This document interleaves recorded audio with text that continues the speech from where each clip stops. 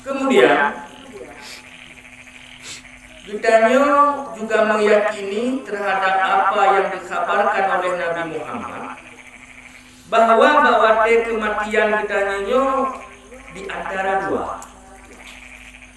Di antara dua ada manusia-manusia yang mati dalam husnul khatimah. Nah, manusia-manusia yang mati dalam su'ul khatimah. Pemakna mati dalam husnul khatimah, jadi roh itu menghadap Allah dalam keadaan husnul, dalam keadaan bagus. Apa makna su'ul khatimah? Dia mati dalam keadaan su'. Su' itu dalam keadaan jahat.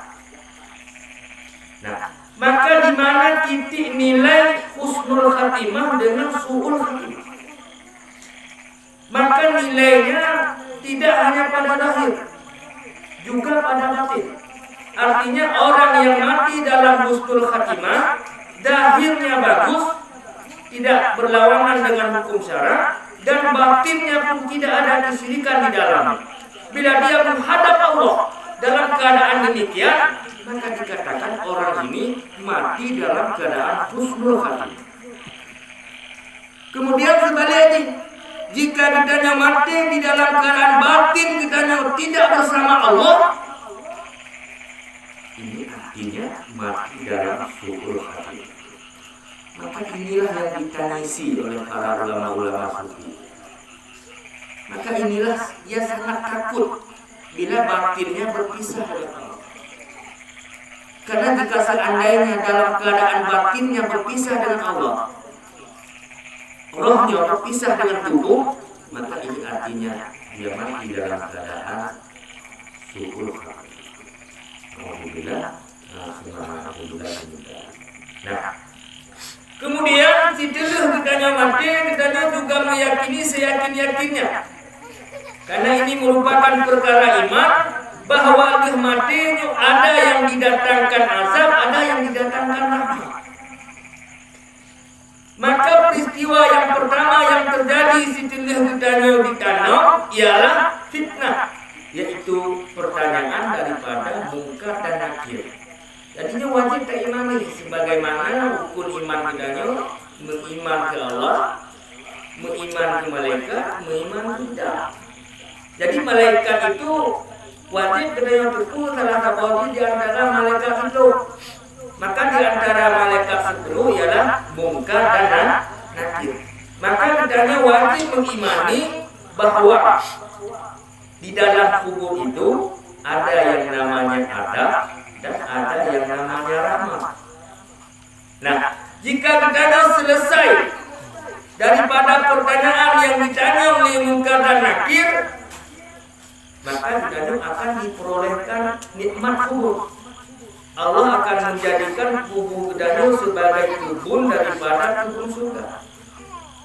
Dan sebaliknya, jika seandainya kita tidak mampu, tidak bisa menjawab pertanyaan mungkar dan nakir, maka ingat bahwa kubur kita itu ialah merupakan satu lubang daripada lubang neraka. Dan kita akan diazab oleh Allah selama-lamanya hingga sampai batas hari kiamat. Jadi untuk menjawab pertanyaan mungkar dan nakir itu sebenarnya bukan karena hafalan kita di dalam dunia ini terhadap jawaban-jawaban itu. Tetapi penentuan jawaban itu tergantung kepada ingatan batin kita kepada Allah. Kiban posisi kita wate hudib dalam dunia ini.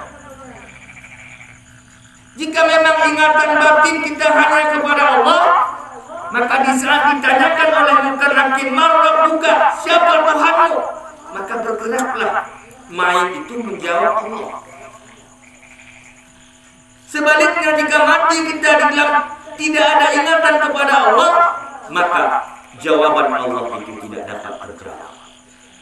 Maka artinya kita jatuh di dalam siksa Allah, dan itu selama-lamanya hingga sampai batas hari kiamat. Nah, kemudian di saat hari kiamat bukan arti sudah selesai. kita juga akan ditimpa perkara yang lebih berat. Maka adil kubunya ialah merupakan alamat menyambung kakenau adil kubunya ini membuktikan bahwa adil kubur kiamat lebih berat.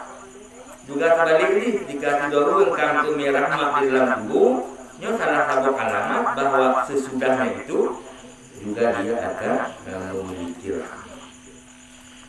Jadi apa yang merupakan teman yang kita bawa pada di saat kita nyoba di dalam kubur dan perjalanan kita nyoba di dalam pada masa, maka tidak lain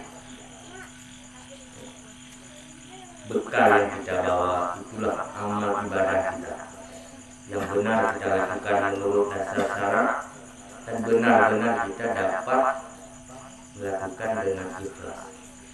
Itulah sebagai sebab yang dijadikan oleh Allah yang dapat melepaskan kita daripada azab Allah.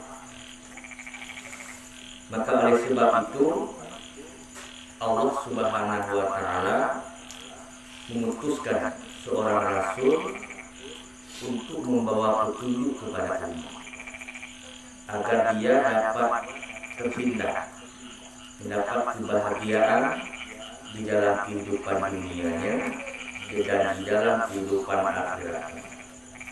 Jadi rasul itu diutus oleh Allah Subhanahu wa taala agar menyuruh umat kepada mentauhidkan. Karena itulah yang membedakan antara orang mukmin dengan orang kafir. Sebagaimana Allah Subhanahu wa taala berfirman, Bismillahirrahmanirrahim, wa da'iyan ilallah bi'iznihi wa sirajan munira. Di Nabi Muhammad itu diutus oleh Allah Subhanahu wa taala untuk menyeru kepada Allah. Artinya untuk membawa umat kepada mentauhidkan Allah. Dan sesungguhnya Nabi Muhammad itu ialah lampu penerang bagi segenap manusia.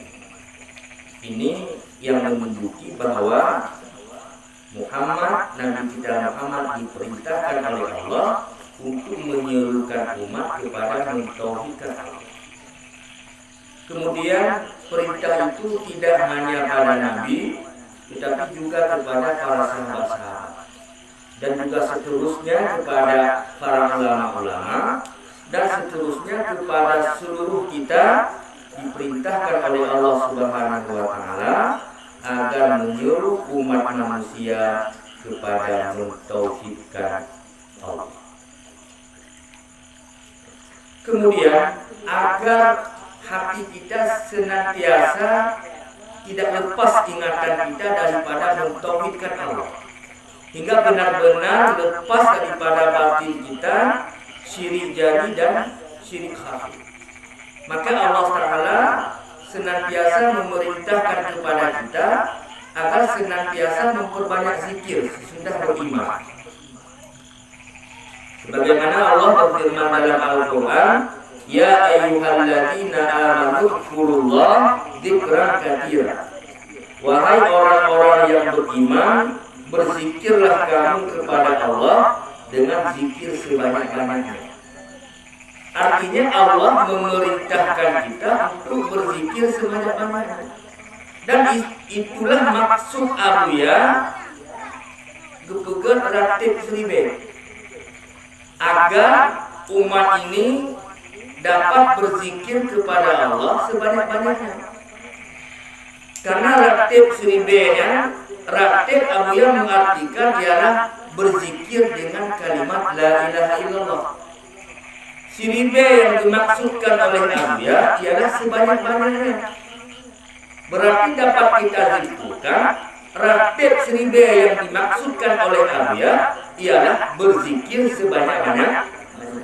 Ini memang bukan perintah Abuya secara sebenarnya, tetapi secara kita tangkap, secara kita berguru, ini perintah Abuya. Tapi ini yang sebenarnya ialah perintah Allah Subhanahu wa taala untuk memperbanyak zikir. Nah, lalu zikir itu tidak mesti kalimat la ilaha illallah.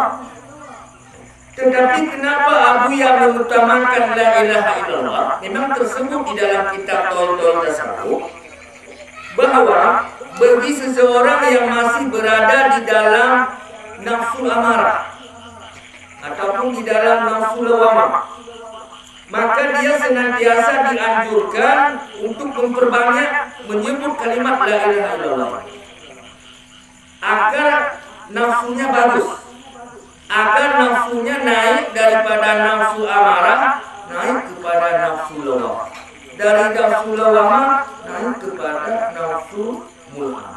Jadi ini dilatih melalui zikir la ilaha illallah. Dan Nabi Muhammad SAW juga telah bersabda dengan satu hadisnya, jadidu imanakum biqauli la ilaha illallah. Perbaharulah imanmu dengan memperbanyak menyebut kalimat la ilaha illallah. Pada hadis lain Nabi bersabda, afdalu ma kuntu ana wan nabi min qabli la ilaha illallah. Sebagus-bagus perkataan yang aku ucapkan, bahkan bukan sekedar aku saja, yang diucapkan oleh para nabi-nabi sebelumku, ialah kalimat yang paling bagus, ialah kalimat la ilaha illallah. Allah juga bersabda, afdalu dzikri fa'lam annahu la ilaha illallah. Jadi semuanya ambil dasar daripada Al-Quran dan hadis. Jadi dari dasar itulah Abuya mensiarkan, mendakwakan, mengajak kita semua agar menerima seruan Allah ini, agar menerima seruan Rasulullah SAW ini untuk memperbanyak zikir.